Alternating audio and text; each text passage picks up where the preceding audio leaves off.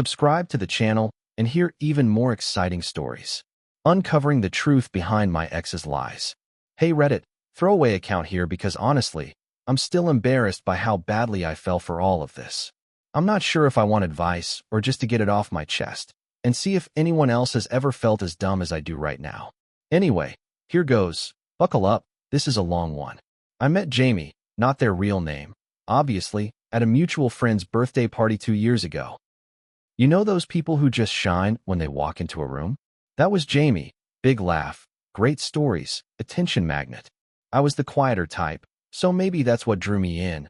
They made me feel interesting, even exciting, by association. Our first few dates felt like the start of a rom-com montage. Late-night walks, weird little inside jokes, accidentally falling asleep on the couch together because we talked too long. Looking back, it almost seemed scripted. Even the way Jamie swept me into their friend group so quickly, everyone loved them. It felt flattering, like I'd leveled up in life just by being chosen. I ignored how my old friends seemed to fade out of my life, or how Jamie sometimes made subtle jabs at things I liked.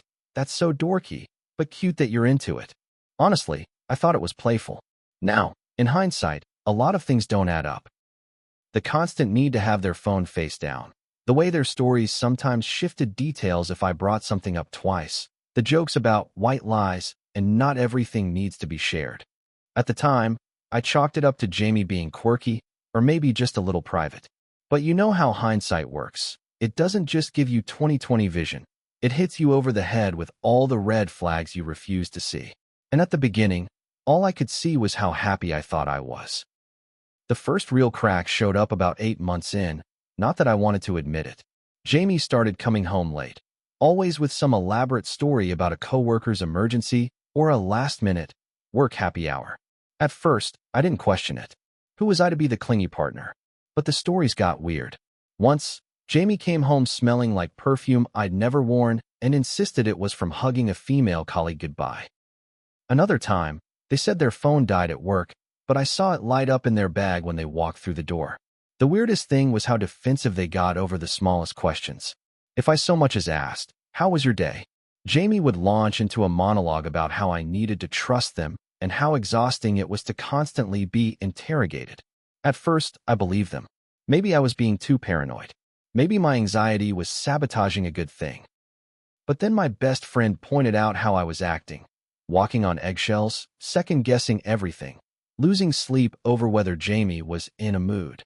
It hit me that I was starting to lose myself. I'd stopped going to my favorite yoga class because Jamie said it was a waste of time, and my group chats were full of unread messages. My world had gotten smaller, and the center of gravity was Jamie's unpredictable affection. Of course, there were little things, too. Disappearing receipts, group photos where Jamie's arm was cut out or cropped awkwardly, and a weird insistence on splitting certain bills in cash only. On some level, I think I knew something was up, but denial is warm, and I'd gotten comfortable there, at least for a while. The real turning point came on a Wednesday night, of all things. I'd had a miserable day at work and came home early, hoping to catch Jamie for dinner. Instead, I walked into our apartment to find Jamie pacing the living room, whispering intensely into their phone. The second they saw me, they hung up so fast I thought the phone might catch fire from friction. I played it cool, or tried to, but my stomach dropped. Jamie gave me a quick, tight-lipped smile and mumbled something about a work crisis. It was classic Jamie, vague, hurried, just out of reach. That night, I couldn't sleep. I replayed every conversation, every odd moment, every two-pad excuse. I stared at the ceiling, listening to Jamie's even breathing and feeling completely alone, even with them right there beside me. At 3 a.m., I made a decision. I wasn't going to keep ignoring my gut. If there was nothing to find, I'd sleep easier. But if there was, well, at least I'd finally know. The next day, when Jamie went to the shower, I did something I'd always sworn I'd never do. I checked their phone. My hands were shaking so hard I almost dropped it. The password hadn't changed, still my birthday. Ironic, right? At first, there was nothing. The usual texts with coworkers, group chats, boring memes. Then I saw the folder marked Notes, and I clicked. Inside, I found entire conversations copied and pasted, some with names I didn't recognize, some clearly flirty, others angry. There were lists of excuses, like good reasons for being late, and what to say if asked about X. I felt sick. Suddenly, it all made sense. The weird mood swings, the over-the-top defensiveness, the nights out that never matched up with anyone else's stories. For the first time, I couldn't lie to myself anymore. I had proof, and that was somehow both a relief and the worst feeling in the world. After that night, it was like pulling on a loose thread. Everything started to unravel. I couldn't unsee what I'd read, couldn't pretend any longer that it was all in my head. Every conversation with Jamie felt laced with double meanings. Every offhand comment sounded like a test. My paranoia became detective work, and let me tell you, once you go down that rabbit hole, there's no climbing out the same person. I started small, checking our shared calendar against Jamie's work events. There were days when Jamie claimed to be at late meetings, but their location history, yes, I went there, don't judge, or do, whatever. Had them at restaurants across town, sometimes in neighborhoods we never even visited together. I found receipts in their jacket pockets, fancy dinners, 2 drinks, and desserts, when Jamie always insisted they hated sweets. Once, I found a movie stub for a romantic comedy, even though Jamie claimed to be allergic to anything mushy and had mocked me for my taste in movies. But the real kicker was social media. Jamie was tagged in a blurry group photo by someone I'd never heard of. Someone whose profile was private, with a cute dog and a suspicious number of inside jokes in the comments. I didn't need to be a genius to put it together. Jamie had another life, one that I wasn't invited to. I tried reaching out to a couple of mutual acquaintances, asking innocent questions about Jamie's nights out. The awkward pauses, the half-hearted, I think they were just with coworkers, told me more than any evidence. Piece by piece, the narrative Jamie had built started to collapse. It was like a magic trick. Once you see the wires, the illusion is gone forever. I realized how much I'd wanted to believe the best, even as the truth became harder and harder to ignore. When the moment finally came, it wasn't cinematic or explosive. It was tired. I was tired. Jamie came home late again, keys jingling like a warning. I'd set everything out on the coffee table, the receipts, the movie stub, a screenshot of the notes folder. My hands were steady, which surprised me. I'd imagined this 1,000 ways, but mostly I just felt hollow. Jamie barely glanced at the evidence before launching into denial. What is this, a trial? You're snooping through my stuff? That's the real problem here. Classic deflection, textbook gaslighting. For the first few minutes, I almost second-guessed myself. That old, desperate urge to smooth things over, to avoid a fight, flared up out of habit. But then Jamie tried the pity angle. You know how stressed I've been. Why can't you just trust me? I interrupted, quietly. I did trust you. That's how we got here. I listed what I'd found, one by one, with no room for Jamie to twist the details. Jamie's face shifted, angry, then scared, then weirdly blank. The lies that had once come so easily now landed with a thud. You're making something out of nothing, they tried. But I was done with smoke and mirrors. Finally, Jamie admitted to some mistakes. Not cheating, of course. Just bad boundaries, and maybe an emotional connection. It was the kind of confession that's really just a plea for sympathy, an attempt to make their betrayal seem like a misunderstanding. But the more Jamie talked, the clearer it was. The truth didn't matter to them as much as keeping control of the story. For the first time, I saw how little respect there had been for my trust, my reality. And I realized I was done. No more negotiating with someone who treated my life like an improv class. When Jamie finally stormed out that night, after more half-truths, crocodile tears, and one last accusation that I'd ruined everything, I just sat there, numb. It was strange, the silence. For so long, I'd been bracing for impact, waiting for the next argument, the next dodge, the next excuse. Now, it was just quiet. But the aftermath hit me in waves. 1 minute, I felt liberated, almost euphoric. I had proof. I wasn't crazy. I could finally stop doubting myself. The next, I was on the kitchen floor, ugly crying into a dish towel, mourning not just Jamie but the whole version of my life I'd built around us. Anger came roaring in, too. A hot, shaking rage at all the times I'd let Jamie make me feel small, irrational, or needy for wanting basic honesty. I replayed every gaslighting argument, every time I'd apologized for asking simple questions, every night spent alone in our bed, waiting for a message that never came. And, God, the absurdity of it all. Sometimes, I caught myself laughing, dark, bitter laughs, at the sheer pettiness of Jamie's lies.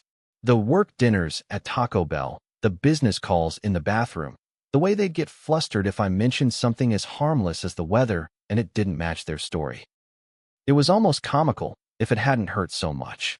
My friends rallied around me, which was both comforting and a little humiliating. Turns out, they'd had their suspicions but hadn't wanted to overstep. My family was less kind. My sister outright said, "We always knew Jamie was a narcissist." Thanks, sis, great timing.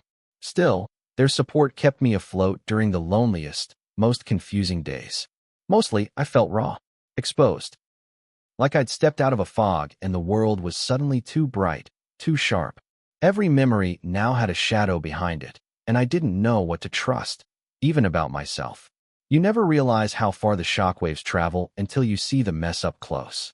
The first casualty was my own sense of judgment. I'd always thought I was a decent judge of character. Maybe a little naive, sure, but not a total pushover. Now, I second-guessed everything. Did I really ignore that many red flags? Was I just desperate to be loved? It was like learning to walk again, but on glass. My friendships were next. People I hadn't seen in months started popping back into my life, some with hugs, others with hesitant, "I'm so sorry, I didn't want to get involved." I can't blame them. Jamie's charm was legendary, and when I disappeared from group chats, most assumed I was just busy and happy. One friend, Molly, admitted she'd tried to hint at things Jamie was doing behind my back, but I'd brushed her off. That hurt. I wanted to be angry at her, but really, I was angry at myself. Family gatherings got weird. My parents alternated between fussing over me and asking if I'd learned my lesson. My brother, of course, sent me memes about dodging a bullet and upgrading to single-player mode. If you ever want to know who truly loves you, announce a breakup and watch the weird advice roll in. For the record, nobody needs to be told plenty of fish in the sea when there's still untangling emotional shrapnel. Work suffered, too. I'd zone out mid-meeting, replaying old arguments, wondering if my colleagues could tell I was falling apart. I found myself dreading weekends. Too much empty space, too many chances to get lost in overthinking. But the worst impact was trust. Not just in others, but in myself. Every time someone was late or vague, I felt my heart spike with anxiety. I knew, rationally, that not everyone was like Jamie. But my gut wasn't convinced. I missed the old me, the one who gave people the benefit of the doubt. Now, doubt was the only thing I seemed to have in abundance. After the dust settled, there were nights I just sat in bed, scrolling mindlessly through Reddit threads like this one, desperate for some kind of blueprint on how to move on after a liar. Spoiler, there isn't one. Grief is chaos. Some mornings I'd wake up ready to reinvent myself, others I barely made it to the shower. I oscillated between wanting revenge, like spectacular movie-level revenge, and wanting to just forget the whole thing ever happened. Therapy helped, though I was skeptical at first. The therapist asked me to list every lie Jamie had told, big or small. The list was long, longer than I'd expected. That exercise broke something open in me. I wasn't grieving Jamie, not really. I was grieving who I thought I was with them. The life I'd constructed around all those little half-truths. I'd wrapped so much of my self-worth around being chosen by someone like Jamie that I hadn't noticed when I disappeared in the process. I started forcing myself to do things I used to love, even when it felt pointless. Yoga classes, Sunday morning pastries at my favorite bakery, cheesy rom-coms with my phone on Do Not Disturb. The first few times, I felt like an imposter. But slowly, those moments started to feel like mine again. My friends, real ones, dragged me out for karaoke, even when all I could manage was sipping a drink and watching them sing. There were setbacks, obviously. A song on the radio, a familiar street, a random notification could send me spiraling. But instead of texting Jamie or doom-scrolling their socials, I wrote everything out. Pages and pages of unsent letters, lists of things I'd learned, reminders that I wasn't broken, I was just hurt. I realized I wasn't the fool for trusting. Jamie was the fool for breaking that trust. Self-reflection isn't always pretty, but piece by piece, I started seeing the outline of a person I actually liked again. One who could survive being lied to and still believe in something better. Part 9. Decision and moving on. Choosing myself eventually. The need for closure gave way to a different urge. Peace. I always thought I'd want some dramatic final showdown. A tearful confrontation, an epic monologue about betrayal and self-worth. But when Jamie texted me a few weeks after the breakup, "Can we talk? Just for closure," my reaction surprised me. I didn't feel rage or hope or even curiosity. I just felt done. I stared at my phone, reread the message a dozen times, and then put it down. No response. That was my decision. No more letting Jamie set the narrative. No more opening old wounds to prove a point or search for answers I'd never get. I blocked Jamie everywhere. Phone, social, even mutual friends who seemed too eager for gossip. It was like scrubbing graffiti off a wall. Tedious, but so satisfying when the surface finally cleared. I started setting boundaries in other areas, too. I apologized to the friends I'd brushed off, owned my part in letting myself be isolated, and promised myself I'd never dim my own interests or silence my instincts again. I let myself grieve, but also let myself dream about a future that didn't include tiptoeing around someone else's moods. The biggest change was how I started trusting myself again.